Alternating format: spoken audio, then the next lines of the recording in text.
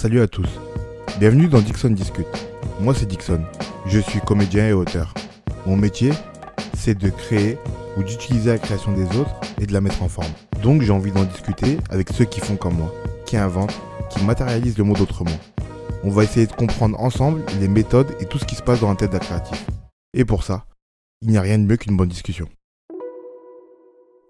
Salut, ça va? Salut, ça va et toi? Super, alors déjà présente-toi. Alors, je m'appelle Anissa, anissa.fr Makeup pour ceux qui me suivent à travers les réseaux sociaux. J'ai 33 ans, je suis make-up artiste et depuis à peu près 5-6 ans, je me suis spécialisée un peu dans le cinéma, maquillage cinéma et effets spéciaux depuis à peu près 2-3 ans.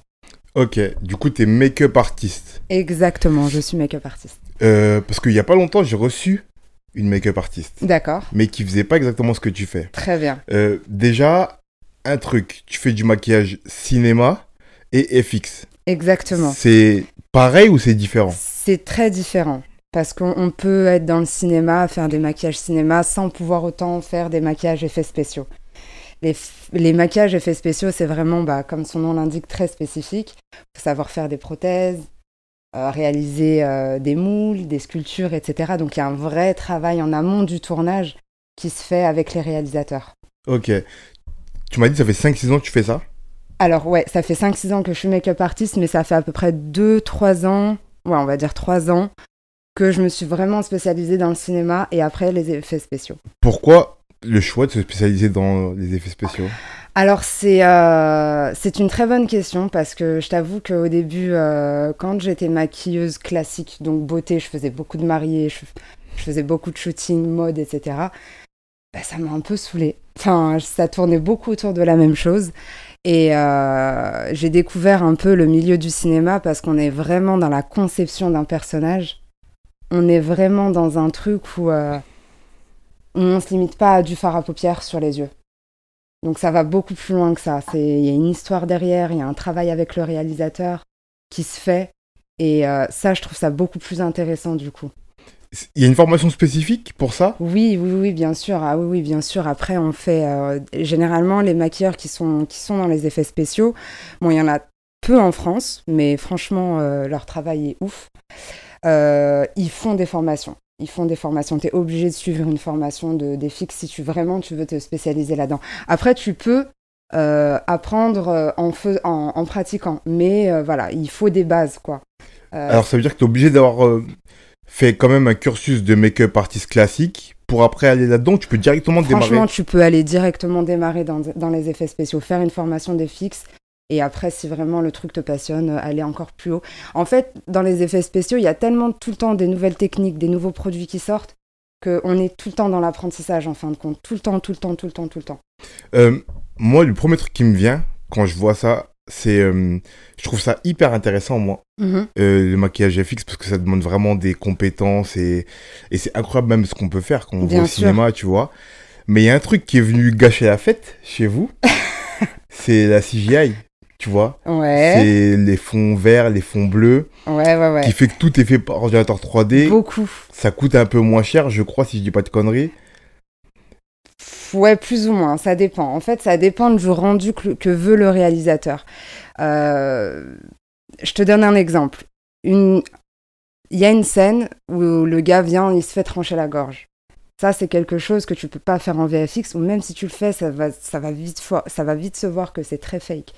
Le faux sang, si on n'a pas la bonne couleur, la bonne texture du faux sang, on peut voir que c'est très fake. Même avec les techniques de maintenant en 3D où on peut tout faire presque du goutte à goutte. Bah ouais, mais bon, c'est... Moi, après, en tant que professionnel, on voit la différence. Peut-être que quelqu'un qui est pas dans le milieu voit pas forcément la diff. Mais c'est vrai que moi, en tant que professionnel, ouais, je vois la différence. Il y a des moments où j'ai vu la différence. Il y a même des courts-métrages que j'ai faits où on avait besoin de moi à un instant T et après, du coup, ils ont fait de la VFX parce que je pouvais pas être disponible. J'ai clairement vu, on voit les impacts de balles, on voit que ça fait très gaming, tu vois ce que je veux dire? Ouais, je vois. Ça fait plus gaming que vrai, quoi. Du coup, à ton avis, peut-être tu pourras pas me répondre, mais c'est quoi qui fait le choix d'un réalisateur, au-delà du budget, mais c'est quoi qui fait le choix d'un réalisateur de se dire, ok, moi je vais prendre une make-up artiste pour me faire du FX, plutôt que je vais aller vers du VFX? Alors, franchement, ouais, ce serait plus à un réalisateur qui faudrait poser la question. Je t'avoue que ça peut être le budget, mais ça peut être aussi le temps, tu vois. Ça prend extrêmement de temps. Ça prend beaucoup de temps, ouais. Alors, pour faire une prothèse de taille à peu près moyenne, et encore une fois, tout dépend du projet, mais pour faire une prothèse de taille moyenne, par exemple, sur le visage, il faut faut compter à peu près, quoi, peut-être 2 semaines. 2 semaines? Ouais, à peu près, ouais. Entre la sculpture, entre le moulage et ensuite le tirage, ouais, on peut compter 2 semaines. Toi, t'interviens à toutes les étapes? J'interviens à toutes les étapes. Donc, dès le moulage, dès la construction du moulage, dès la construction de la sculpture, c'est-à-dire que j'ai ma plaquette blanche et après, je fais ma sculpture toute seule. À partir de ce moment-là, jusqu'à la pose de la prothèse sur le comédien le jour J, c'est moi. Ok. Il faut quoi comme compétence pour faire ça? Parce que t'es sculptrice, Alors, franchement, faut être multitâche.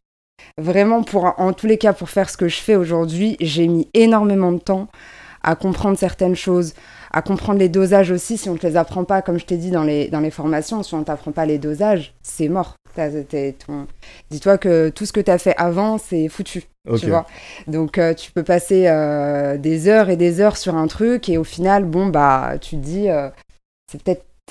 juste parce qu'il y a un microdosage que t'as loupé, ça peut... tout gâcher. Ça peut tout gâcher, tout le travail que tu as fait avant, exactement.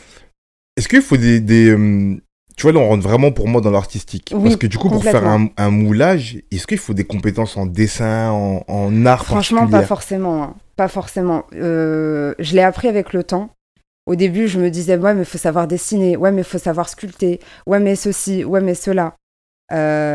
Faut pas forcément savoir dessiner. Faut juste, voilà, une fois que tu as compris tes ombres et tes lumières, que tu sais où les placer, après, ça va tout seul.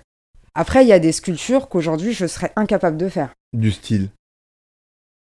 Sculpter un visage, par exemple, sculpter un visage, pour l'instant, ça demande beaucoup... Là, il faut demander à un vrai sculpteur. Tu vois? Moi, je peux te faire des sculptures pour une blessure, je peux te faire des sculptures pour une création un peu abstraite, si tu préfères. Mais après, ça demande beaucoup de Ça veut dire que plus de compétences. Je pourrais pas faire un masque entier. C'est parfois, parce que je pense à un film là, je pense à Drive. Ouais. Tu vois Drive? Ça fait longtemps que je l'ai pas vu, ouais. En gros, Ryan Gosling, dedans, il joue le rôle d'un cascadeur. Ouais. Doublure cascade. D'accord. Et du coup, souvent, quand il fait la doublure, il met un masque dans la voiture pour remplacer le mec, tu vois. Ouais. Et c'est un masque qui est, je sais pas en quelle matière il est fait, mais ça doit être en silicone peut-être. Ouais, c'est en silicone sûrement, et c'est très fin pour qu'il n'y ait pas trop d'épaisseur, pour que ça ressemble vraiment à un vrai visage. Vraiment, ouais. Là, pour le coup, il n'y a pas forcément besoin de compétences En fait, si tu veux, ça se passe comment? C'est-à-dire que pour faire ce masque-là, ils ont dû faire une première empreinte d'un vrai visage, mouler l'empreinte, et après, ils ont fait couler ce qu'on appelle de la pâte Chavant. Enfin bref, il y a des techniques qui font que des fois, tu n'as pas forcément besoin d'acquérir certaines compétences. D'accord. Pour pouvoir avoir un résultat comme tu viens de me dire. Ok. Donc il y a des étapes que tu peux gruger, entre guillemets, tu vois. Ok. J'ai d'autres questions par rapport à ça, mais d'abord j'ai une question. Souvent, comme je te le disais juste avant qu'on commence, je demande comment la famille ou les proches ont pris le fait que vous preniez ce choix. Ouais. Là, je vais te demander, toi qui as démarré dans le make-up classique, ouais. Et qui se tourne d'un coup, qui bifurque vers le cinéma. Ouais. Comme tous les mondes, c'est un petit monde, le make-up, les gens se connaissent. Bien et sûr. Tout, tu vois. Comment dans ton entourage de gens qui faisaient comme toi du make-up, on est pris le fait que tu te dises d'un coup, moi je bifurque et je vais totalement ailleurs? Alors, faut savoir qu'au tout début, moi j'ai tout plaqué en fait. À 27 ans, je me suis réveillée, j'ai dit c'est hors de question que je continue à faire mon CDI. Je te balance l'histoire du début. Hein. C'est hors de question, je me suis dit c'est hors de question que je continue à faire un boulot que j'aime pas. Bref, j'ai plaqué mon CDI, j'ai fait mon école de make-up. Déjà là, ça... C'était on va dire que J'ai fait mon école, mais je savais pas trop ce que ça allait donner en fin de compte. Donc du coup, mes proches, ma mère me posait certaines questions, mais franchement, ils m'ont toujours tous encouragée dans cette voie-là. Et moi, ça n'a pas été une question que je leur posais, c'était j'impose en fait. Ok. J'étais dans une phase de ma vie où je me suis dit, en fait, c'est soit ça, soit je fais ça, soit je fais rien. C'est exactement ce que j'avais dit au Pôle emploi d'ailleurs pour qu'ils me financent la formation. Je leur disais, c'est soit ça, soit rien. Donc, du coup, voilà. Donc, non, mes proches l'ont assez bien pris généralement. Franchement, moi, j'ai ma sœur qui me donne beaucoup de force. Mon frère aussi, pareil. Beaucoup. Il me donne énormément de force. Et mes frères, d'ailleurs. Et tout le monde. Non, franchement, ça va. À ce niveau-là, j'ai pas eu de soucis. Mais moi, je parle des gens du milieu du make-up. C'est-à-dire que quand tu as démarré le make-up, tu te mets à faire des maquillages, comme tu disais au début, de mariage et tout, enfin, type classique, tu vois. D'accord. Et là, tu dis, bon, moi, je vous laisse avec vos mariages et vos fêtes. Moi, je vais dans le ciné pour faire des trucs vraiment incroyables, tu vois. Eh ben, franchement, même à ce niveau-là, même au niveau de mes collègues maquilleuses, tout ça, j'ai pas eu de... Pour moi, et pour eux aussi, et vu qu'elles m'ont connue vraiment au début, c'était une suite logique, je pense, tu vois. C'était une suite logique parce que déjà, quand je faisais mon école, on avait eu un petit temps où on a appris un peu le make-up cinéma, mais on a vraiment survolé le sujet de manière très superficielle. Et elles ont vu quelle attirance j'avais dedans, et donc du coup... depuis le début, tu étais un peu attirée par ça. Ouais, voilà, un petit peu. Puis après, bon, j'ai refait d'autres formations derrière par la suite, mais ouais, ça a été, j'ai envie de dire, une suite logique, quoi. Ok. Ouais. Est-ce que c'est dur de faire sa place dans ce milieu? Ouais, clairement. Je le dis, faut arrêter de croire tout et n'importe quoi sur les réseaux. Ouais, c'est très dur. Enfin, c'est très dur. Oui, c'est dur. Faut savoir connaître les bonnes personnes. Et puis même des fois, quand tu connais les bonnes personnes et que tu as les compétences, bah on va pas te prendre parce que un tel connaît un tel, tu vois, et qui va faire passer, voilà. Non, clairement, ouais, c'est dur de faire sa place dans ce milieu-là. Et puis après, moi aussi, j'ai aussi choisi cette voie-là pour me démarquer parce que moi, faire des make-up, contouring, tout ça, enfin voilà, je l'ai fait. Ouais. Voilà, j'ai vu ce que ça a donné.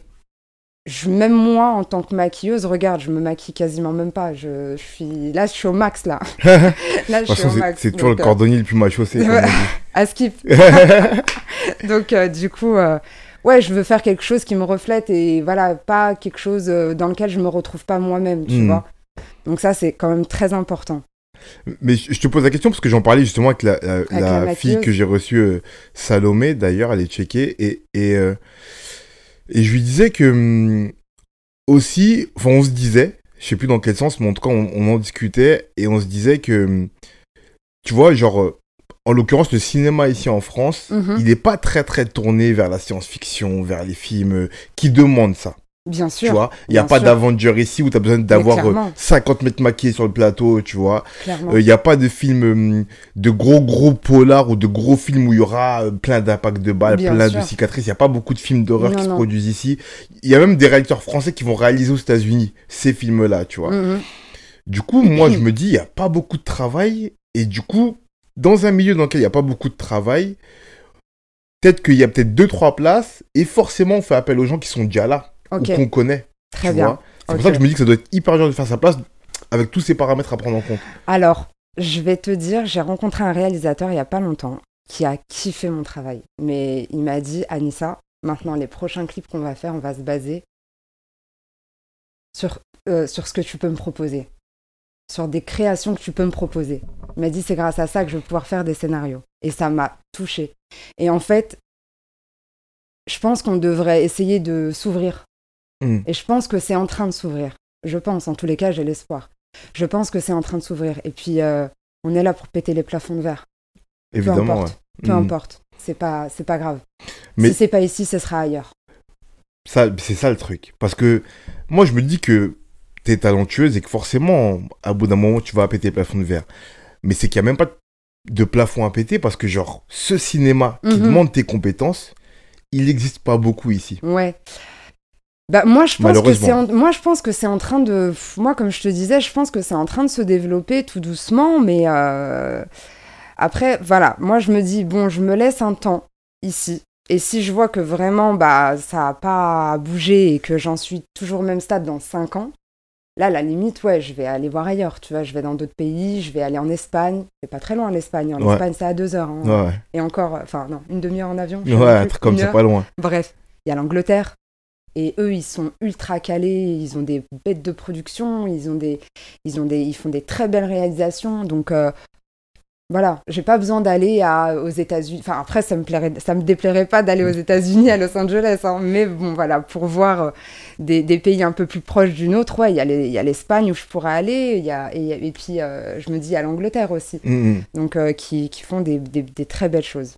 Donc, on verra. Je te souhaite en tout cas. Ouais, mais en vrai, moi je souhaite que. Parce que moi je suis amateur de cinéma là, en l'occurrence. Tu vois, j'aime beaucoup le cinéma. Mais moi je kiffe Avengers, tous ces films là où ça demande ses compétences. Tu vois, quand je vois. Je sais pas, quand je vois des personnages comme Drax dans Avengers, qui est un mec qui est en vert si j'ai pas de bêtises. Exact. En bleu, non, lui il est en bleu. C'est Gamora qui est en vert. Mais tu vois, ça c'est des. Je sais que c'est du make-up. J'aimerais trop qu'on nous produise ces films là. Ça demande des compétences comme les tiennes, tu vois. Bien sûr. Moi, je suis friande de ce genre de projet, hein, franchement, ça serait cool. Après, en fait, j'ai l'impression qu'en France, ils ont peur d'aller dans l'inconnu. Parce que pour eux, c'est l'inconnu, tu vois, ce genre de réalisation, c'est un peu l'inconnu. Et c'est vrai qu'en France, ils ont un petit peu peur. Ils sont opérationnels sur tout ce qui est comédie, tu vois, ça va être rigolo, ça va être marrant et tout. Mais après, c'est vrai que pour tout ce qui est, pour tout ça, là, pour tout ce qui est, des films de science-fiction un petit peu, ils ont un petit peu peur. Mais voilà, comme je t'ai dit, je pense qu'on est sur la bonne voie. En ça commence à changer. J'espère, je pense que ça commence à changer. Déjà, j'ai fait un court-métrage aussi il n'y a pas très longtemps où on m'a demandé une tête décapitée, par exemple. Donc, servi sur un plateau de salade. Ah ouais? Pas mal, ouais. Mais là, tu sors du maquillage en vrai, là. Parce que une tête décapitée, c'est une fausse tête, je suppose. J'espère bien, en tout cas. Alors, encore une fois, on a trouvé un truc qui fait que t'as pas forcément besoin de ces compétences-là, enfin, de faire toutes ces étapes pour avoir l'effet du réalisateur que le réalisateur voulait. Ok. Donc, en fait, ce qu'on a fait, c'est que... Est-ce que je le dévoile ou pas ? Ah bah, si c'est bon pour toi, c'est bon pour moi. Non, en fait, le truc n'est pas encore sorti, donc je vais pas le faire. Ok. Mais tu pourrais parler de façon générale de comment manière on peut générale, ouais. Alors, en fait, si tu veux, ce qui se passe, c'est que ils prennent une table, ils la séparent en deux, ils la coupent en fonction du comédien.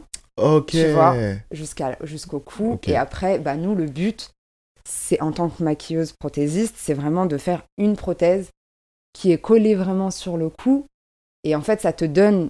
Donc, quand le comédien va se mettre dans le trou, en fait, de la table, toi, ça va te donner l'impression, avec la salade autour, bien sûr, le faux sang, etc., ça va te donner une impression que la tête est décapitée. Ok. Après, pour cette scène-là, c'était pas nécessaire de faire une vraie tête. Mais par contre, si, comme dans Game of Thrones, ils prennent les têtes par les cheveux, là, effectivement, là, ça demande une fausse tête entière. Ça, tu pourrais le faire ou pas ? Oui. Mais c'est là où je te dis, pour moi, ça sort du maquillage. Ouais, non, mais là, on est dans un truc où on est prothésiste. C'est pour ça qu'on dit souvent, t'as des maquilleurs, t'as des make-up artistes et t'as des make-up artistes prothésistes. Ok, d'accord. Et la différence, elle est là. Et moi, c'est ça que j'ai envie d'apporter aujourd'hui en France, c'est de changer et d'apporter du nouveau, quoi, du nouveau, et puis de me démarquer aussi des autres en proposant ce genre de make-up. De compétences, ouais. Voilà, de compétences. Là, je me pose la question, parce que tout à l'heure, tu m'as dit que tu étais dans le processus du début à la fin, du moulage, du dessin, de ce que tu... du face chart même, je dirais. Hein. Du quoi ? Du face chart. Le face chart, c'est une feuille où voilà, on fait un premier croquis. D'accord. Voilà, de ce qui est possible, ce qui n'est pas possible. On réfléchit un peu avec le réel, etc. Et après, ok. J'interviens jusqu'à la fin. Jusqu'à la fin. Est-ce que c'est un métier qu'on fait seul ? Est-ce que tu es seul quand tu fais ça ? Pour l'instant, je suis seule. Mais même dans le processus de travail ? Ah ouais. Donc c'est toi qui moules toute seule ? C'est moi qui fais toute seule. Sur le plateau, tu maquilles toute seule la personne ? Voilà, alors pour l'instant, ouais, j'ai déjà eu des assistantes. Par contre, quand il y a beaucoup de make-up à faire, j'ai déjà eu des assistantes. Mais elles interviennent généralement le jour du tournage, tu vois. Après, si demain on me dit, voilà Nissa, j'ai tant de masques à faire, tant de cicatrices à faire parce que, je sais pas, j'en ai besoin. Le réalisateur, il me dit, bah voilà, j'ai cet impact de balle à faire, il m'en faut pour 7 jours. Bah du coup, une prothèse est égale un jour, donc je vais tirer 7 fois la prothèse. Ok. Tu vois. Ça nécessite pas forcément... Ouais, ça peut nécessiter en fait des assistants quand il y a vraiment un long métrage derrière, quand il y a beaucoup de scènes avec des effets spéciaux. Ouais, là t'es obligé d'avoir des assistants et d'avoir une équipe derrière toi, quoi. Pour toi, c'est quoi le plus... Parce que tu vois, tu me parlais de tête et d'impact de balle principalement. Logiquement, je me dis, ça doit être hyper intéressant de faire des têtes, des maquillages de tête, des balafres sur des têtes et tout. Mais je me dis que le détail que demande peut-être un impact de balle avec du sang qui coule de telle manière pour donner un réalisme, est-ce que c'est pas sans doute plus intéressant, en tout cas plus... comment dire, il y a plus un travail de détail à faire dans ce sens-là, plus que sur une tête. Ou est-ce que ça équivaut, ou est-ce qu'il y en a un qui est plus dur que l'autre? Franchement, il y en a un qui est plus dur que l'autre, clairement. La tête, ça va être beaucoup plus dur. Enfin, ça va être beaucoup plus long, en fait. La tête, elle va être... ça va être... Après, ça dépend s'il y a des gros plans à faire dessus. Forcément, s'il y a des gros plans, bah, il faut qu'on voit les rides, il faut qu'on voit les ombres, les lumières. Il y a un vrai travail de dingue derrière une tête. Hein. Il y a un vrai travail. Ok. D'ailleurs, tu m'as dit que tu avais un réalisateur là récemment qui t'a dit ouais, je veux travailler avec toi, ça m'a inspiré et tout. C'est ça. Du coup, toi, ta part de créativité là-dedans, c'est quoi? Ta part de liberté créative, je dirais même, c'est quoi? Quand on dit sur un projet, excuse-moi, je finis ma question. Non, vas-y, je t'en prie. Quand on dit sur un projet, genre, bah, ok, moi je pense à une tête découpée, ou je pense à une balafre de là, ou telle blessure, ou telle balle. Quelle liberté t'as, toi, de proposition? Bah, en fait, ma liberté, elle va se limiter au scénario. Faut savoir que, en fait, quand il y a un projet et que tu lis le scénario, déjà, voilà, ça te limite à beaucoup de choses, forcément. Il faut pas créer un impact de balle alors que dans l'histoire, il n'y a pas d'impact de balle. Tu vois ce que je veux dire? Ouais, ça c'est sûr. Donc, ça c'est sûr. C'est un exemple, enfin là, j'extrapole, mais voilà.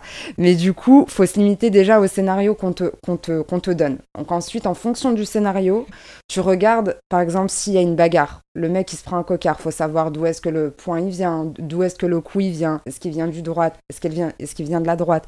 Est-ce qu'il vient de la gauche? Est-ce que... il y a toute une analyse, si tu préfères, à voir, en fait, en fonction du scénario. Et en fait, c'est là que ma créativité... Après, s'il y a des choses qu'on peut rajouter, s'il y a des make-up qu'on peut rajouter dans le scénario, il faut que ce soit aussi cohérent avec le scénario. Toujours. La base, de toute façon, c'est le scénario. Et après, il y a le plan de travail, etc. Je te dis ça parce que pour moi, je vois plusieurs contraintes. Et tu m'arrêtes si je dis une connerie. Dis-moi. Déjà, premièrement, il y a le réal et ses idées. Ensuite, tu as le scénario sur lequel peut-être toi, tu peux dire ouais, mais peut-être que par rapport au scénario, c'est pas cohérent. Et ensuite, tu as le réalisme, tu vois. Ça veut dire... Après, il y a des réals, là je pense à des réals forcément américains. Parce que, bien sûr. Mais tu vois, il y a des mecs comme Tarantino qui font le choix d'être hors du réalisme, dans les effusions de sang bien et sûr, tout, les giclées, c'est un choix artistique, tu vois. Mais est-ce que toi, t'es pas aussi, toi, intérieurement, contrainte par ce truc-là, en se disant... Ok, il y a un mec qui se prend une balle comme ça ou une patate comme ça. Réellement, peut-être ça fait pas autant de dégâts. Du coup, je peux pas autant faire ce que je veux. Ouais, je suis assez d'accord avec toi. J'ai déjà eu ce genre de contraintes parce que en fait, je me rends compte que en fait le faux sang, ça fait tout de suite son effet. Seulement, je m'explique. Hein. Ouais, seulement, le truc, c'est que faut savoir que quand, par exemple, tu t'ouvres une artère, ici, tu vois, au niveau du cou, ce qu'on appelle l'artère de l'aorte, ça va avoir un certain effet, tu vois. Maintenant, tu vas prendre un truc, enfin, si tu veux, il y a des choses, je suis d'accord avec toi, il y a des choses que tu peux faire, et il y a des choses qui, pour moi, c'est vrai que ça me paraît très, très, très... très surréaliste, mais je comprends ta question. J'essaie d'y répondre de manière... T'inquiète. de manière à ce que les gens aussi peuvent comprendre. C'est très compliqué, en fait, si tu veux, cette étape entre faire comprendre aux personnes ce qui est cohérent et ce qui ne l'est pas. Tu vois ce que je veux dire? Je vois très bien. Parce que tout de suite, on se dit, ouais, le faux sang et tout, mais après, si tu gâches toute la prothèse avec le faux sang, et puis même, c'est pas, tu vois, ça peut ne pas, des fois, c'est pas cohérent. Donc moi aussi, mon boulot est de faire comprendre aussi au réalisateur ce qui est cohérent et ce qui ne l'est pas. Ok. Tu vois?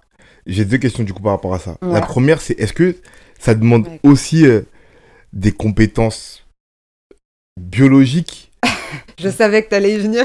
Bah ouais, mais je veux dire, parce que par exemple, là tu me parles de la aorte. Mais oui, c'est une artère. C'est l'artère la plus grosse. La plus grosse, c'est. Si on te coupe la aorte, normalement, c'est fini. Ouais. Mais donc, tu dois savoir vraiment dans les conditions réelles, est-ce que. Enfin, peut-être que tu dois savoir vraiment dans les conditions réelles, si moi je te coupe l'aorte tout de suite, là en vérité, comment ça va gicler, dans quel sens et tout. Ça, tu dois avoir ces compétences-là. Première question. Ouais. Et deuxième question, est-ce que ça t'est déjà arrivé du coup d'être face à un réal? Non, je rigole. J'espère pas. J'espère pas. Non, je rigole. Sinon, tu l'as dit ici, c'est ton problème après. Non, mais si un réal un jour il t'a dit ok, moi je veux cet effet-là, toi tu lui as dit j'entends, mais c'est pas très réaliste et je pourrais te faire un truc très bien, et il te dit non, moi je veux qu'on coupe une aorte, ça gicle dans toute la pièce et du sang partout, et tu t'es dit bon, s'il le veut, je le fais. Franchement, la plupart du temps, alors je vais d'abord répondre à ta deuxième question. Je fais tout dans le désordre, désolé. Non, sans problème. Mais généralement, la plupart des réalisateurs avec lesquels moi j'ai travaillé, en tous les cas, ils sont assez réceptifs et ils comprennent. Quand je leur explique par A plus B que ça c'est cohérent et ça ne l'est pas, que le sang gicle de telle manière et qu'il ne gicle pas de telle manière, bah c'est plus cohérent. Généralement, ils sont assez réceptifs. Généralement. Après, j'ai ma carrière et pour moi est encore dans le début, donc peut-être que dans quelques temps, je vais tomber sur un réal qui va me dire « Ah non, moi je veux ça, je veux pas autre chose, machin, etc. » Pour répondre à ta première question, c'était...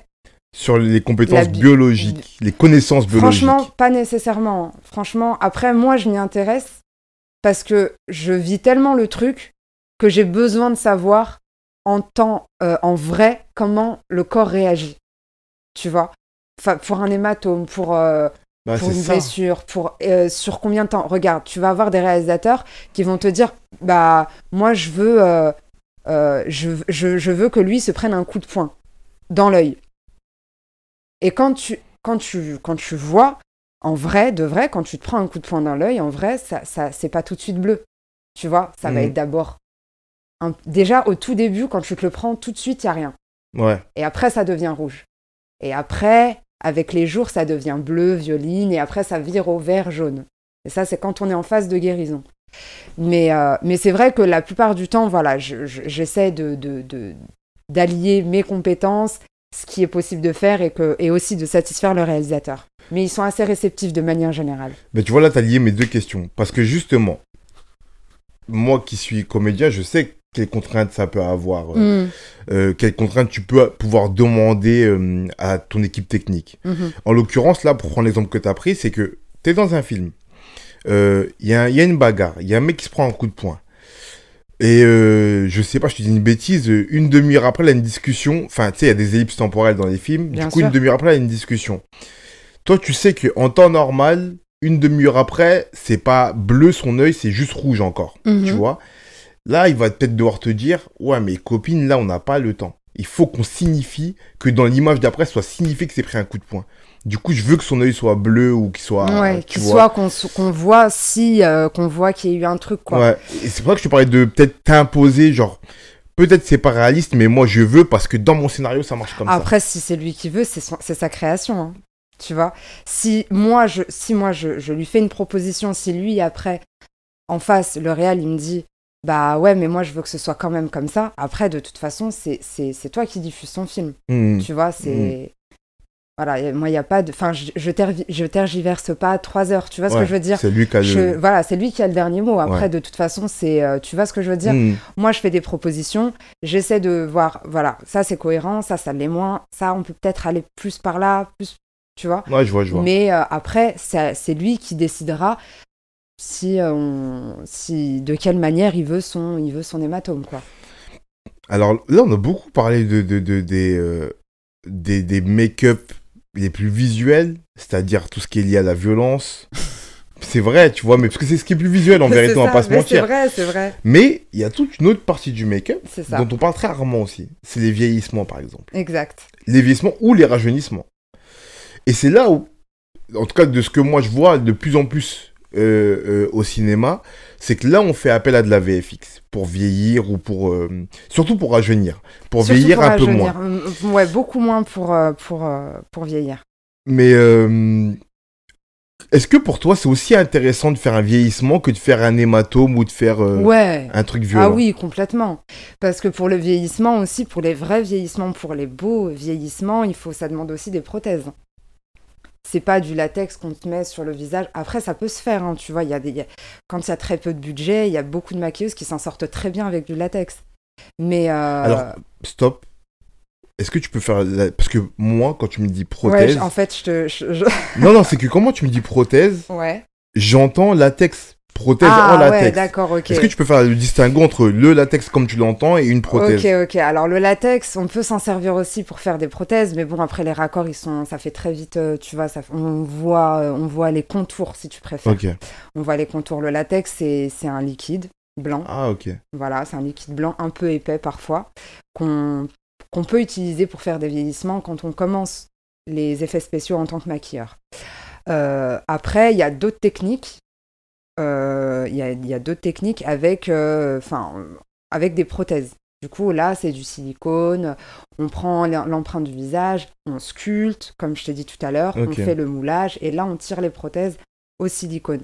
Et en fait, l'avantage qu'on a du silicone par rapport au latex, c'est que le silicone va vraiment venir se fondre sur la peau. Ok. Et on a vraiment cet aspect, un effet peau, finalement. On a vraiment cet aspect de la peau qu'on ne retrouve pas dans le latex. Le latex, ça se limite à énormément de choses. C'est bien pour les maquillages Halloween, c'est bien pour... Non, mais c'est vrai, et encore, c'est bien pour les maquillages d'Halloween, etc. Mais quand on est à un certain niveau, en tous les cas, quand on est à un certain niveau, le latex, tu le mets de côté. Moi, le mien, il a périmé, par exemple. Donc, j'avais une toute petite bouteille, je l'utilisais jamais. Donc, du coup, après, ça peut servir. Franchement, j'essaie d'en avoir un petit peu quand même, mais ça peut servir. Ça veut dire que vraiment, c'est une affaire de matière. Mais clairement. Le silicone. Le silicone va avoir un rendu beaucoup plus réaliste. Ok. Et c'est moins épais, c'est plus fin. En fait, c'est beaucoup plus fin. Okay. Quand tu poses ton silicone sur la peau, quand tu poses ta prothèse en silicone sur la peau, ça va être beaucoup plus fin, ça va être beaucoup plus fondu, on va être sur quelque chose de... C'est fluide, quoi. Tu vas pas sentir de différence entre ta peau et la prothèse. Et c'est d'ailleurs ça qui fait flipper un petit peu. Mmh. Mais du coup, et c'est beaucoup plus intéressant. Et du coup, ça, c'est plus intéressant aussi pour le vieillissement. Mais clairement. Ça veut dire que, si je comprends bien, tu fais une empreinte du visage. C'est ça. Et ensuite, tu viens vieillir cette empreinte et après, tu fais... Alors en fait, tu fais d'abord ton empreinte du visage sur le comédien ou la comédienne. Parce que ça, pour le coup, pour les vieillissements, il faut vraiment être très clair là-dessus. Il faut que ce soit vraiment sur le visage sur lequel tu vas faire va poser la prothèse, pardon. Tu peux pas prendre n'importe quelle tête et faire ton vieillissement. Il faut vraiment que ce soit du sur-mesure. Okay. Par exemple, toi, demain, tu as besoin d'un vieillissement. C'est pas toi, c'est toi qui vas venir dans mon atelier. Je vais mouler ton visage. Ça peut pas être quelqu'un d'autre. Tu vois ce que je veux dire? Donc, je vais mouler ton visage. Ensuite, je vais passer à toute la partie sculpture. Et ensuite, après de la sculpture, je vais mouler cette sculpture-là. Et une fois que cette étape, elle est faite, là, on vient tirer la prothèse avec le moule, en fait. Et c'est au moment de la sculpture où là, tu vieillis les traits, du Exactement. coup. Ok. En fait, tout se passe, si ta sculpture, elle est foirée, tu sais que tout le reste va être foiré. Ouais, forcément. Si ta sculpture de base, elle est foirée, vraiment, tout le reste, ça va être très compliqué de le rattraper après. Alors, comment... Par exemple, prenons mon exemple. Je viens dans ton atelier, tu prends l'empreinte de mon visage. Mm-hmm. Comment tu sais vraiment à quoi je vais ressembler vieilli pour faire ta sculpture? Franchement, après, ça se détermine en fonction... En fait, ça, tu le vois limite pendant la phase de test quand tu vas poser la prothèse. Tu peux pas... Enfin, c'est pas que tu peux pas vraiment le savoir. Tu peux le savoir pendant la sculpture, tu vois. Tu peux savoir, je peux savoir à peu près... Mais toi, tu le verras pas du même œil, si tu vois ce que je veux dire. C'est-à-dire que moi, je vais commencer à sculpter. Moi, je vais avoir regard. mon œil à moi, avec mes lunettes à moi. Pour moi, je sais que ça va être comme ça. Je sais à quoi tu vas ressembler. Mais toi, quand tu vas voir la sculpture, pour toi, ça n'aura aucun sens. Tu vas me dire, Mélissa, ça... Ok. Pour moi, là, tout de suite, ça ressemble à rien. Tu vois ce que je veux dire? J'entends. Mais tu auras le résultat, en fait, une fois que tu auras la prothèse sur le visage. Bien sûr. Tu vois? Mais du coup, sur quoi, toi, ton œil se base pour aller chercher les traits que je dois vieillir? Tu repères des rides? Alors, je repère des rides déjà que tu as, toi, de manière en temps normal. Et après, je les accentue. Ok. Tu vois, et je vais pouvoir même créer des rides qui n'existent pas. Par exemple, si t'as pas l'habitude d'avoir des rides sur le front, je vais pouvoir en créer. Si t'as pas l'habitude d'avoir des rides ici encore, enfin, tu vois, au niveau de la pliure des yeux, je vais pouvoir en créer et accentuer un peu ce côté-là. Ok. Tu fais des corps aussi ou pas? Pas encore. Pas encore. Alors, j'en ai fait... alors, qu'est-ce que t'appelles les corps? Des prothèses tout entières? Justement, c'est ça ma question. Alors, est-ce que pour toi, faire juste une balafre sur un bras, ça parle déjà de faire du corps? Ou est-ce que vraiment on parle en entier? Alors franchement, moi j'ai déjà eu à faire des prothèses qui allaient par exemple sur le buste d'une femme. Mais ça fait partie du corps forcément. Ouais. Ça fait partie du corps. C'est un semi-corps en fait, parce que j'avais fait juste le haut. Après, le corps en entier, mouler un corps en entier, là, faut être 3 ou 4. Faut être 3 ou 4 maquilleurs. Ok. Tu vas mouler un corps, prendre l'empreinte d'un corps en entier, faut être 3 ou 4 à peu près. Là, je pense à tous les films où, par exemple, les gens... je prends un exemple qui est grave bête, mais qui marche bien pour ce que j'ai envie de poser comme question. Tu vois, tu te rappelles de Professeur Folding? Oui. Professeur Folding, c'est un film pour les plus jeunes d'entre vous, où c'était Eddie Murphy, qui est un acteur qui était grave connu à l'époque, pour les plus jeunes d'entre vous. Et il était gros, et il prenait une potion, et il devenait maigre et beau gosse. C'est ça. Pas qu'il était moche aussi. Il était moche dans le film, il était moche gros. C'est ça, en fait, ils l'ont amochi. Ils l'ont grossi, et il prenait une potion, et d'un coup, il devenait mince et beau gosse. C'est ça, exactement. Je sais que pour ce genre de sculpture de corps, il y a des espèces de costumes un peu tout faits, rembourrés déjà, grossissent des parties du corps. C'est ça. Ça s'appelle... Enfin, ils ont utilisé, je crois, si je me trompe pas, et vraiment, j'espère que je me trompe pas, il me semble qu'ils ont utilisé de la mousse de latex. Ok. Ouais, c'est en plus c'est ça que j'ai déjà entendu. Est-ce que toi, on peut te demander de travailler déjà sur ces bases-là, par exemple? Du coup, t'es un mec qui est grossi. Comme on n'a pas trop de budget, on va pas les mouler précisément son corps. On va prendre un costume en mousse de latex et après, on va te demander de faire des raccords pour que ça soit le plus réaliste possible. Franchement, pourquoi pas? Pourquoi pas? Enfin, moi, je n'ai pas eu encore à le faire, mais pourquoi pas? Je me dis, si c'est crédible... Tu vois, si pendant la phase de test, avant le tournage, on fait un premier test et on voit que c'est crédible, mais je me dis pourquoi pas, tu vois. À partir du moment où le rendu et le réalisateur et tous les spectateurs aussi voient que c'est crédible, après, moi j'ai pas de souci avec ça, quoi. On peut très bien très bien faire ce genre de choses sans pour autant, comme tu dis, mouler, avoir toutes ces étapes-là, quoi. En plus, surtout que, pour le coup, Eddie Murphy, si on reste sur ce que tu me dis, on le voit pas, on le voit jamais, quasiment jamais torse nu. Non, jamais torse nu. C'est ça, dans mes souvenirs, on le voit jamais torse nu. Donc en fait, ce serait même du gâchis, tu vois, d'aller sculpter, mouler, vouloir avoir ce rendu si on voit pas le corps, tu vois. Donc, ils ont fait un très bon choix, en tous les cas, en termes de matériel, quoi. Alors, j'ai une question qui est très précise par rapport à ça. Imaginons, moi, je suis comédien, je suis dans un rôle où on me grossit, on me donne une prothèse en mousse de latex pour faire des économies de coûts et tout. Mais là, on fait appel à toi parce que, du coup, le grossissement de mon visage, il doit être en accord avec mon corps. Je sais que si j'ai 10 kilos en trop... ces kilos en trop dans mon visage, c'est pas les mêmes que si j'avais 40 kilos en trop. Ouais. Est-ce que toi, tu as déjà eu affaire à ça ou est-ce que tu vois ce que je veux te dire? Alors, j'aimerais bien que tu précises un tout petit peu plus la question. C'est-à-dire que quand tu prends une base, comme on le dit là, avec des protèges déjà toutes faites. Ouais. Là, on parle en l'occurrence du grossissement. reprenons cet exemple de professeur Folding. Il a l'air d'avoir, par rapport à son poids initial, grosso modo 40 voire 50 kilos en plus. 50 bons kilos en plus. 50 bons kilos en plus, tu vois. Forcément, son visage, on a dû le maquiller. Oui, bien sûr. Et du coup, il faut être... Dans ma tête, je me dis qu'il faut être quand même... On a quand même demandé au maquilleur que le grossissement qu'ils vont faire sur son visage, il soit raccord avec avec costume. Tout le costume, bien évidemment. Ça, ils ont dû faire un premier test et peut-être même avec plusieurs peut-être grossissements différents pour avoir le bon raccord avec le corps. Tu vois ce que je veux dire? Ouais, je vois. Donc, à mon avis, bon, je faisais pas partie de l'équipe ce jour-là, mais je pense que peut-être que c'est ce qu'ils ont fait.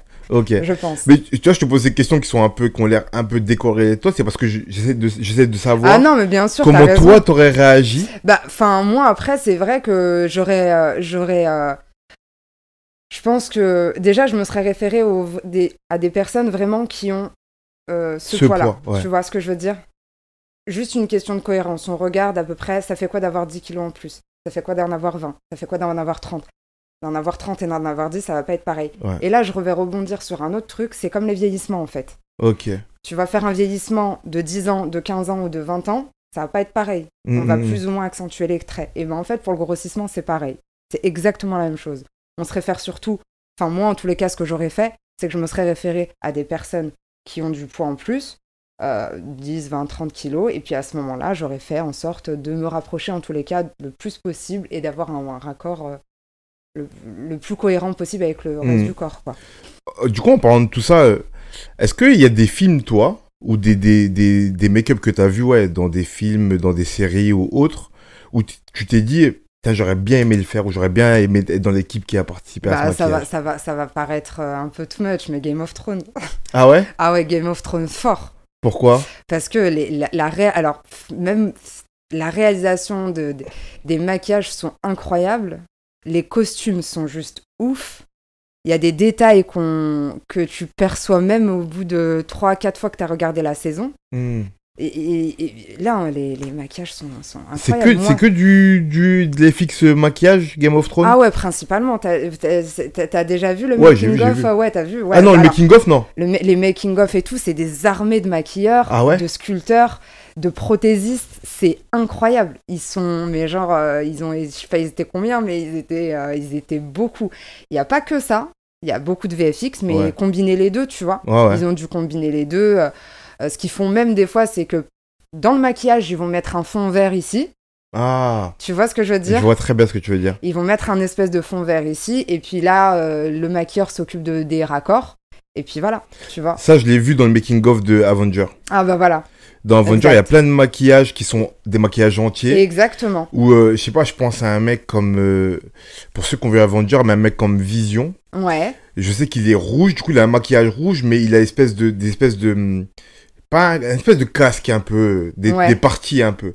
Et je sais que ces parties-là, parfois, dans certaines scènes, elles sont en VFX. Elles sont en VFX, exactement. Mais il est toujours peint en rouge quand même au maquillage. Exactement. Ok. Exactement. Donc, il y a cette technique-là aussi. Mais en fait, il y a même des techniques que je connais même pas moi-même, tu vois, encore, que j'ai même pas encore eu l'occasion de regarder et de voir. Parce que voilà, ça va trop vite. Il y a tout le temps des nouvelles techniques. Je me permets de rebondir là-dessus. Il y a déjà des techniques que tu as vues, tu t'es dit, je savais même pas que c'était possible. Ah oui, clairement. Genre quoi, par exemple? Genre, je peux pas t'en parler parce que... Ah ouais? Ah non, mais en fait, je vais donner des formations d'effets spéciaux, de maquillage effets spéciaux.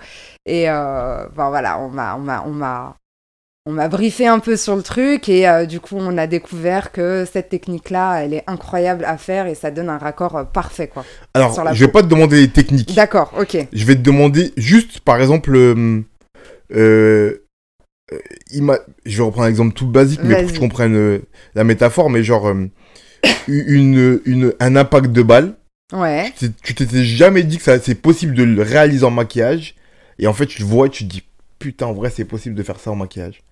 Genre un truc dans ce genre-là, tu vois. Un truc dans ce genre-là, de me dire que c'est possible. Franchement, pas de... Je réfléchis en même temps. Je réfléchis à des créations que j'ai pu voir. ou que peut-être que j'ai pu survoler, ou que je me dis ouais, ça c'était possible de le faire, ça c'était pas possible, je pensais pas que c'était possible de le faire. En fait, je suis plus dans l'inverse du truc. Je me dis à chaque fois, ouais, est-ce que c'est possible de le faire de telle manière? Ok. Tu vois? Et après... Tu découvres que c'est une autre manière, en fait. Et je me découvre que c'est d'une autre manière. D'accord. Ah, c'est ça qui t'impressionne le plus. C'est ça, exactement. Ok, je vois. Exactement. Je vois. Parce que là, je t'ai posé la question parce que je repense à Game of Thrones, la série. D'accord. J'ai pas eu le making-of, mais il y a des trucs, ça paraît tellement réaliste. Mais ça me fait ça dans beaucoup de trucs, beaucoup de films. Surtout les films un peu gore, les films d'horreur et tout, tu vois. Bien sûr. Tu te dis, mais je crois qu'ils ont vraiment tué un mec. C'est pas possible de faire ça en maquillage, tu vois. C'est obligé de se sacrifier un mec pour le tuer vraiment. T'as déjà vu Dexter? Ouais. Je suis une fan inconditionnelle de cette série, mais... Et cette série aussi m'a beaucoup et m'inspire beaucoup aujourd'hui. Ok. Mais pourtant, pour Dexter, ça me paraît assez... simple. Pas simple, mais... Tu vois, pourquoi je dis ça? Parce Allez, vas-y, pour ceux qui ne savent pas, Dexter, c'est l'histoire d'un policier, policier de la police scientifique. Exactement. Qui est un justicier la nuit et qui est un tueur en série qui tue que des criminels. Exactement. Et du coup, comme il est policier scientifique, il connaît toutes les techniques pour pas qu'on sache que c'est lui. Exactement. Et il a tout un dispositif. Désolé pour les gens que je vais spolier, mais ça fait longtemps que c'est sorti. Oui. Fallait la regarder. Voilà, exactement. Mais sachant qu'ils ont sorti une saison 9 ou 10 ouais, je l'ai pas encore récemment. vu. Moi, j'ai pas vu. Mais il a tout un dispositif où il fait tout pour qu'il y ait le moins d'éclaboussures et que ça prenne le moins de place possible ses crimes. Du coup, il va mettre une pièce entièrement en plastique pour tout ramasser après derrière lui.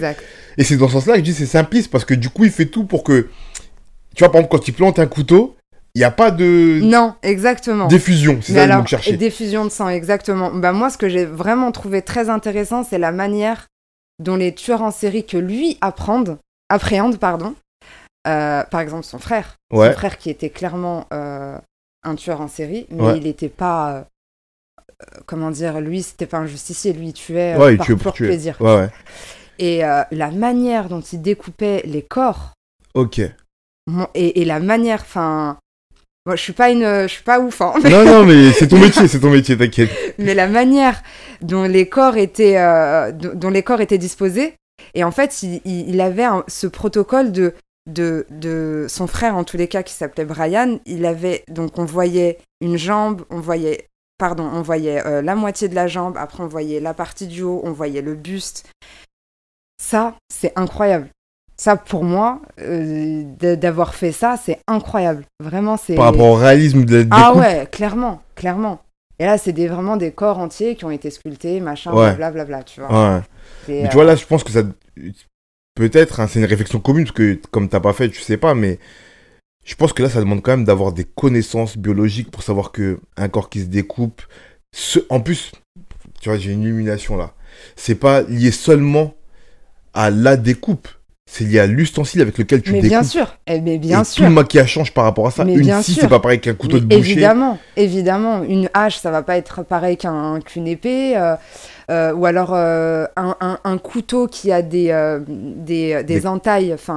Des crans. Ouais, voilà. Va pas avoir les mêmes répercussions sur le corps que si y avait rien, tu vois, que si c'était un couteau classique. Ça, t'étudies tout ça, du coup? Ah, mais bien sûr, ça c'est... Ah ouais, ça t'es obligé de l'étudier avant, de l'analyser au moins, tu vois. Et c'est ouf parce que je suis devenue intransigeante maintenant sur ça quand je regarde une série. Ah ouais? Intransigeante. Je suis devenue casse... Ah, mais je suis devenue t'as le défaut de tous les gens qui ont des métiers. C'est incroyable, je suis devenue relou et je vois des fois pas des bons raccords là, je vois quand par exemple il pose un faux crâne ou quoi, je vois le petit mais alors il y a que moi, mon mari me dit mais il y a que toi qui le vois. Je le voyais pas jusqu'à ce que tu me le dises. Donc du coup voilà. Mais pour en revenir juste à la série de Dexter, moi j'ai trouvé ça vachement intéressant, enfin en tous les cas les tueurs qui l'appréhendent. Là en ce moment j'en suis à des épisodes où c'est un tueur en fait qui prélève un bout de cerveau à chacune de ses victimes. Et en fait, c'est la partie du cerveau qui te permet d'avoir de l'empathie. Ok. Et en fait, il prélève ça à toutes ses victimes. Et tu vois la découpe. Mais c'est juste incroyable. Faut aller regarder Dexter, en fait. Allez regarder Dexter, ouais. Vraiment. Je conseille moi aussi. Alors là, tu viens dans un domaine qui m'intéresse de fou. Je me suis toujours posé la question. de comment tu crées les effets de profondeur. Comment tu fends un crâne en deux et que tu crées l'espace qu'il y a entre les deux morceaux.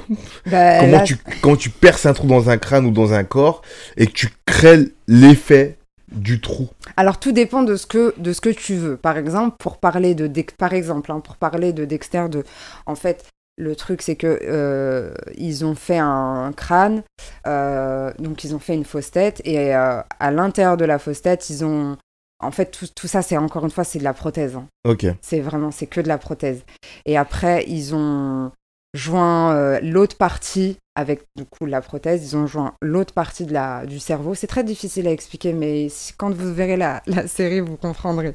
Ils ont joint l'autre partie du crâne, en fait, qui permet de réemboîter le crâne tout entier. Et ça, pareil, on est sur une tête. Voilà, à l'intérieur, ça a été fait en fonction de... Voilà, ils ont pris du silicone et tout a été pensé et imaginé pour que ce soit le plus réaliste possible. Mais quand tu as à faire ça sur un personnage en mouvement, tu vois, j'imagine qu'on voit Brian, le tueur, percer un crâne, mais que dans l'autre angle, on voit le mec rester vivant.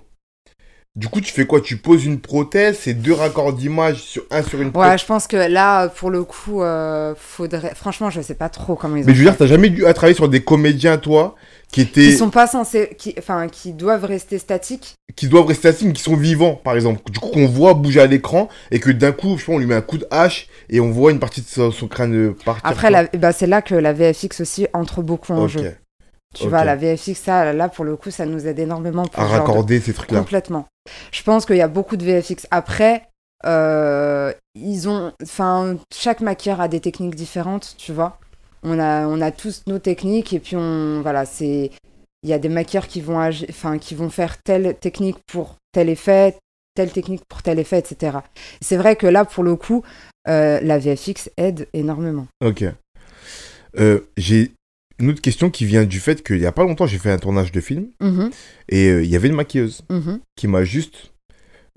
c'est drôle parce que naturellement, elle a estompé les brillances au début pour que je tourne. Et en fait, le réal, par rapport au contexte dans lequel j'étais, lui a demandé de me faire briller. Bien sûr. Du coup, elle a juste fait ça. Est-ce que toi, ça t'arrive encore sur des tournages de faire ce genre de petit travail-là? Ouais. Est-ce que c'est pas frustrant pour toi qui fait des Clairement, trucs ouais. Je l'ai eu il y a pas longtemps, cette... Ah ouais. J'ai amené toutes mes prothèses. Ben après, tu sais, des fois, les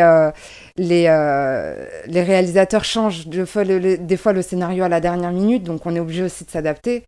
Mais oui, j'ai eu le cas il y a pas longtemps où, ouais, c'est vrai que ça frustre, tu vois, où je pensais que j'allais poser des prothèses, on s'était dit, bon, bah, je ramène des prothèses au cas où, il n'y a pas de problème, t'inquiète et tout, et au final, bon, on n'en a pas utilisé, mais parce que c'était pas dans le scénario, clairement. Donc, et puis pour une question aussi de simplicité, d'efficacité, parce qu'il faut aller vite, il y a des moments où, ouais, on va à l'essentiel. Ok. Tu vois, j'ai que des questions qui me viennent comme ça. Mais mais vas-y, je t'en prie, ça me fait plaisir. Mais parce qu'on a parlé des prothèses un peu gore et des trucs un peu violents. On a parlé du vieillissement. On n'a pas parlé des modifications, qui peut être très simple. Tu vois, là, je pense en l'occurrence à Cyrano de Bergerac. Genre, le film joué par... où le rôle est interprété par Depardieu. Cyrano, c'était un personnage théâtral qui a un nez long. Allongé, ouais, bien sûr. Ça, c'est de la modification. Le film qui est un des plus connus où on a demandé des modifications, c'est Elephant Man. Tu vois, où c'est un personnage qui a une maladie qui lui fait qu'il a des excroissances corporelles sur tout le corps. Ça, exactement. Ça, c'est de la modification. Exactement. Il meurt pas, c'est pas violent, c'est pas vieilli. C'est de la modification. Ça, t'as déjà fait ou pas de la modif comme ça? Franchement, non, pas encore. Pas encore. Et je serais vraiment... J'aimerais vraiment le faire. Mais après, tu vois, j'essaie de faire à la fois ce qui pourrait marcher, tu vois, dans les réseaux, etc. Et j'essaie aussi d'apporter mon empreinte. Et c'est vrai que ce genre de make-up, franchement, ouais, non, on me l'a pas encore demandé, mais j'aimerais bien pouvoir le réaliser. Tester, ouais. Ouais, le tester sur quelqu'un. Mais du coup, tu t'es déjà intéressé à ces techniques un petit peu quand même. Ah ouais, mais là, je pense que... Alors, pour l'époque, en tous les cas, je pense que c'était de la mousse de... Enfin, ça devait être du latex, à mon avis. À mon avis. Ou alors, je sais. Après, il existe plein d'autres composants, mais vraiment, ce qu'il crée, comme je t'ai dit tout à l'heure, ce qui crée le réalisme le plus beau, en tous les cas, pour ressembler à la peau, c'est le silicone. Mélangé à d'autres produits, attention. Ouais, bien sûr. Là, je dis le silicone, mais c'est vraiment, il y a un mélange avec d'autres produits qui fait que ça rend cet effet.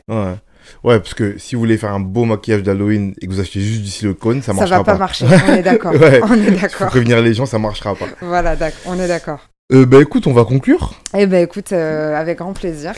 Pour conclure, j'ai toujours 3 petites questions. La première, c'est quel est ton objet favori? C'est mes ustensiles avec lesquels je sculpte, mes outils de sculpture. Ok. Qui ressemblent à quoi? Certains, ça ressemble à ce qu'on peut appeler des scalpels. Ok. Voilà. Ok. Du coup, tes scalpels... Ça va plus leur parler si je dis scalpel plutôt que, à la limite, outils de sculpture, parce que ça peut être très vaste, les outils de sculpture. Ok. Ça me fait penser, parce que comme je suis dans l'art, moi, ça me fait penser un peu aux outils des sculpteurs qui... Mais c'est ça. C'est clairement... C'est exactement ça. Sauf de mini-spatules, mini-scalpels. Voilà, exactement. Sauf qu'aujourd'hui, il y a plein d'embouts différents pour des rendus différents aussi, donc... Ok. Du coup, des outils de sculpture. La deuxième question, c'est une œuvre inspirante pour toi. Michel-Ange. Michel-Ange? Ouais. Son œuvre en entier? Ah ouais, non, mais toutes ses œuvres. Quand tu vois son histoire, c'est incroyable. Le mec, il pouvait passer des heures et des heures sans se laver, sans... Ouais, c'était un taré. Sur des sculptures. Il a eu une vie, mais incroyable. Bon, de toute façon qu'il est sculpteur et peintre aussi. Et peintre aussi, exactement. De génie. Exactement. Ouais. Mais anecdote personnelle qui n'a rien à voir, mais c'est pas grave. Mais j'ai été à Florence. Ouais. Et du coup, j'ai vu le David de Michel-Ange. Ah ouais. Dans son atelier. Et vraiment... C'est impressionnant. C'est impressionnant. Ouais, c'est impressionnant. Et la dernière question, c'est quelle qualité devrait avoir selon toi un créatif? Il n'y a pas de qualité. Pour moi, il n'y a pas de qualité. C'est pas... à la limite, faut s'inspirer de tout, quoi. Pour moi, il faut s'inspirer de tout. Il n'y a pas une qualité vraiment à avoir... Tu vois, il y a des gens qui vont être bons dans certaines techniques en tant que maquilleur prothésiste. Il y en a qui vont l'être un peu moins. Tu vois, donc faut être persévérant à la limite. Si vraiment je dois dire quelque chose, c'est faut être persévérant. Faut pas lâcher. Ok, ne lâchez pas du coup. Ne lâchez rien. Merci. Je vais mettre dans la bio le lien vers ton Instagram pour qu'on voit tes super maquillages hyper impressionnants. Super. Il n'y a pas que des hortes découpées. Bien sûr que j'ai vu. Ah. Mais il n'y a pas que des hortes découpées. Il n'y a pas que des crèmes fondues.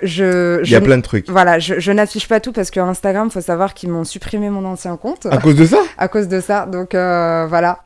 Maintenant, je reste assez soft. Ouais. Mais j'ai mon site internet qui est en cours de création là, dans lequel vous allez pouvoir vous éclater. Mais on voit déjà un aperçu et franchement, pour les gens qui sont pas du métier, c'est hyper impressionnant. C'est gentil. Vraiment. Merci, c'est donc gentil. allez voir, likez, abonnez-vous, partagez. Du coup, abonnez-vous à son compte. Abonnez-vous sans modération, vous connaissez la devise. Donc ouais. Et merci. Merci à toi de m'avoir reçu et puis avec grand plaisir. À la prochaine. À la prochaine. Salut. Merci, salut à toi.